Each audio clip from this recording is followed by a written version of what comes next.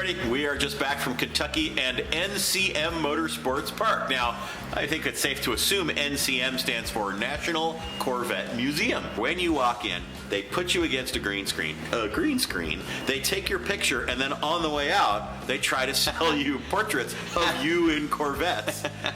So this is what I bought.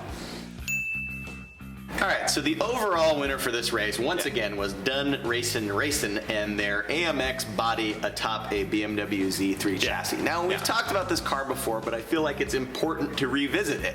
The story is that they went to Copart, they bought a Z3, and they were really smart about selling the interior parts, selling the valuable fenders and whatever else to get the price. I think it's a completely legitimate deal. It was totally legit. They got the price down to $500. Yeah. They documented it all, and it all added up. And despite all of that, we knew that, well, even though your car's legit, it's a pretty new BMW sports car, and people are going to be upset about it. So to offset that, what we want you to do is put a different body on it. You know, go out and do that. And 9 times out of 10, the kind of guys who get a BMW, they don't have that kind of creativity. They'll put motorsport stripes on it and say, is this what you wanted? It's like, that's like totally the opposite of what we wanted. And so these guys came back with a little tiny scale model of an AMC AMX on top of the Z3 chassis. It looked amazing. They totally nailed it. Everybody wants this car to drive as like a daily driver. And instead of placating the people that would have been upset by a BMW sports car, it made them you cannot put a replica AMX body on top of a BMW Z3. No matter what we do, there's going to be these whiners that, you know, at a certain point you just have to accept the fact that there are people out there that are just exponentially more awesome than you are. So Duff Beer, the team well known recently for running the Jet Electrica, is that what it's called? 007, the Jet Electrica 007. The electric car that runs in CMP at about 36 miles an hour for 20 minutes at a time, spread out over 2 days. They decided, you know, is there a car on this planet that is slower than our Plymouth Horizon TC3 with lead-acid batteries, early 80s electric car with a washing machine motor and 14 lead-acid batteries. People said no, that is impossible. Couldn't be done. But Duff Beer proved them wrong because they came with a Mercedes 240D. It was a 240, so it was a 4-cylinder instead of the 5-cylinder. And it was just spectacularly slow. Here's a video of it going flat out. Full speed. This is flat out.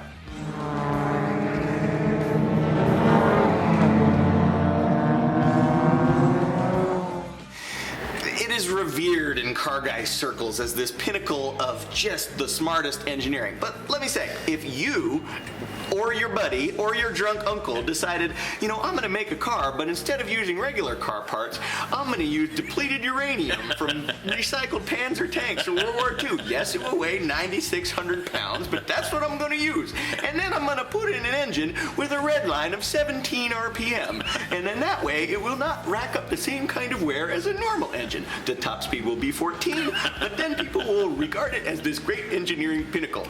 It's the same thing, people. Mercedes is not brilliant for taking that path. Hella Sweet, on the other hand, Knox Vegas Lowballers, did a fabulous fidget spinner theme, which I have to say, this is the last time you will ever hear the words fidget spinner. Starting tomorrow, it'll be, oh yeah, what a quaint passe fad that was. Did they come out with the Tamagotchis around the same time? Yeah, exactly. We also had a Hella Sweet paddock potluck at this event. Not much to say except somebody, I don't even know who it was, but they were brilliant. Put the word out, everybody bring a dish. Yeah. There was barbecue. There was a guy making shumai dumplings in the paddock all time long. There was a giant Jenga game. There was mac and cheese. It was really fantastic. Everybody had a really good time. I think everybody was so bloated and full the next morning that they were a little late to go to the start of the race, but you know what? It was worth it. Now, you guys have seen race transporters going down the highway, whether they're professional or not, and they always have a picture of the car and the guy's name or the team's name. Big vinyl wrap. Team TRD for this Lemons race said, you know, we do want to put something on the side of our race transporter, but maybe it should be something a little different. And so they paid some dude in the parking lot $500, gave him some Krylon and said, hey man, do what strikes your fancy. Surprisingly, no Corvettes came to race in this race, and Corvettes and Lemons are actually becoming kind of common for obvious reasons.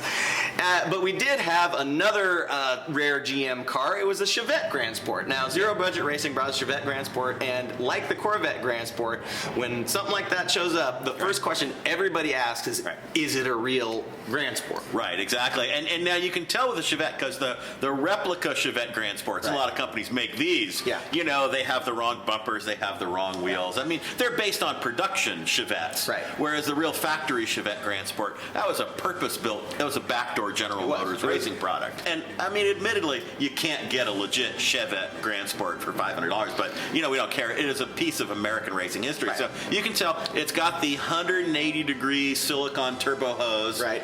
Because when Traco built those motors, they got the junkyard turbo on backward, had to bring it out forward, past the radiator, make a 180. Right. So it also has they don't make this anymore, the rare yellow roll cage foam. Right. You can't get that, so now, the replicas don't have that. And it's one of those things that'll be lost to the annals of time, but the story goes is that was pipe insulation from Zora Arcus Duntop's bathroom. No, it's the basement. And of course it has the cardboard stacked hood scoop to clear the Webbers. Yeah. Right. I think they use egg crate containers on replicas. Right. I mean, it's probably worth like $600-700. There were 7 of them made. Yeah. There were 2. Well, 6. Right. This one is the coupe. Probably is really the top of the market, which is I'm gonna say $700. Yes, yeah. But we think this is the one that came in 18th at Nelson Ledges in 1979. It very well could be. Yeah. You can't say for sure, but with the right buyer who believes that story, that's right. You get 2 Chevette guys in the room at the same time. They're going to go to that $700 mark. I'm telling you. Yeah. So we were very excited. The I Got Screwed award went to Thin Blue Swine. They got screwed in a bunch of different ways. First, I mean, they came to a Lemons race, so that's already there. They brought this Thunderbird. They're all cops, and they told their wives, hey, this is $500. That's all we're spending. It's just going to be a weekend, and we'll get the car together, and you guys, you know, it'll be fine. So they get to the race. Engine completely blows up. And working on it, one of the guys like smashes his finger and needs sutures, and it's just not going well at all.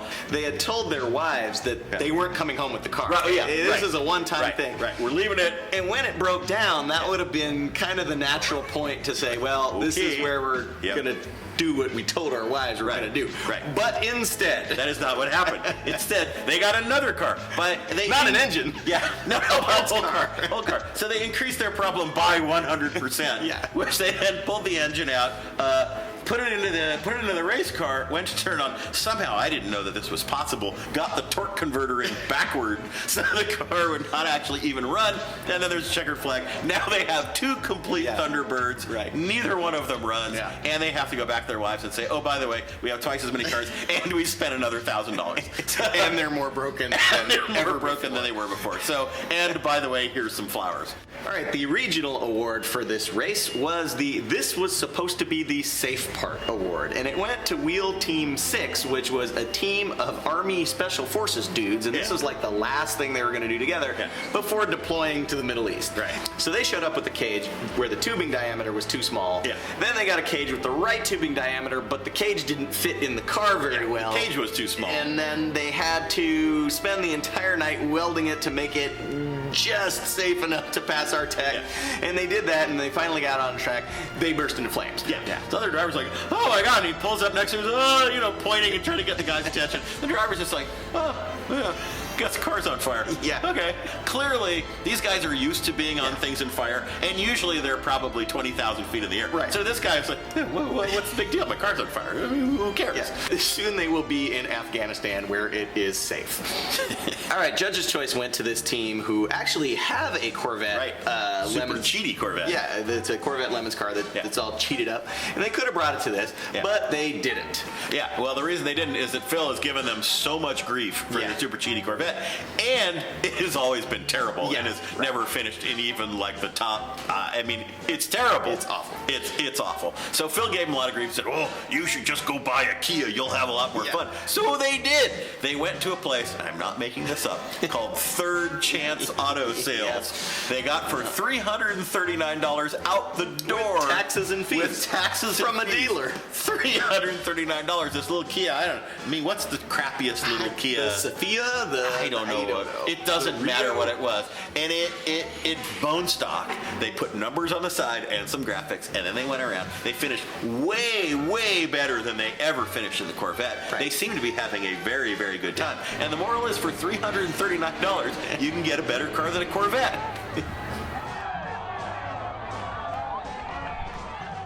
All right, org choice. Save the Tatas Racing. Which I never thought we would hear. It's a veteran team, but they're kind of real racers. They're these guys. squinty-eyed racers. Yeah, and so they have a mid-'80s Camaro with an LS motor and a cheated-up T56 transmission. So Phil finally said, listen, we can't have this fast Camaro V8 6-speed driving around.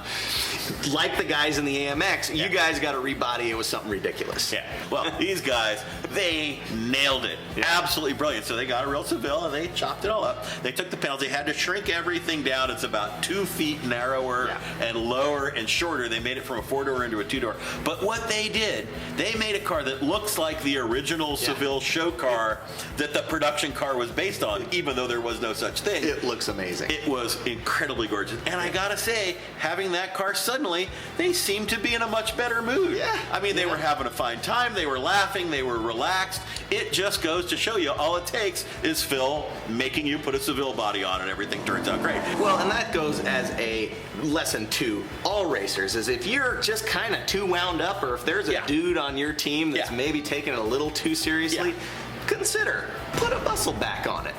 Makes everybody happy.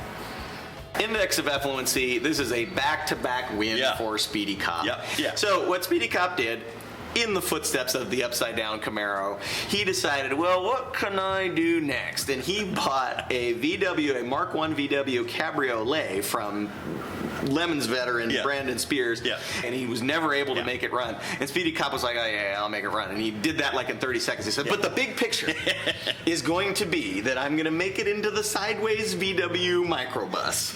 And it's exactly what it sounds like. It's a Mark I VW Cabriolet with a microbus body mounted 90 degrees to the side. It's actually not what it sounded like, because I got this frantic call from John Pagel, and I'm in tech, and he's like, oh dude, I just saw on the internet, this 90-degree Volkswagen bus is coming, and like, you're going to have all these problems. And I pictured in my mind, like, here's the car, and here's the body. Like, I don't see how that's going to work at all.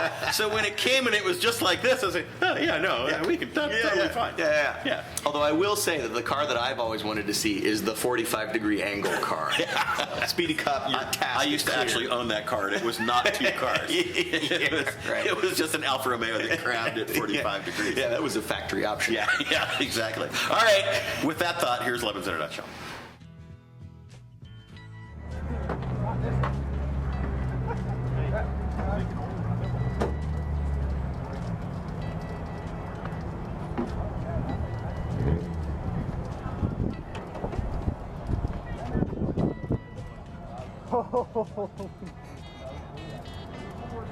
Is that normal? I don't think so.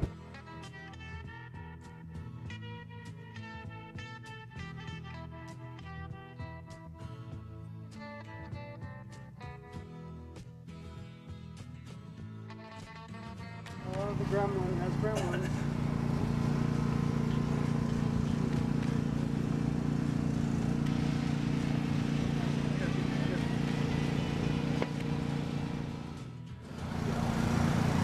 Take both.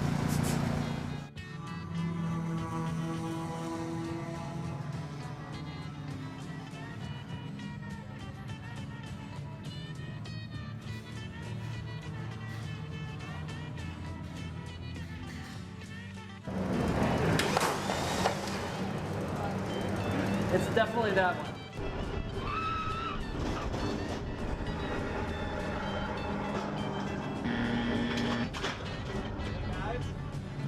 Anybody there?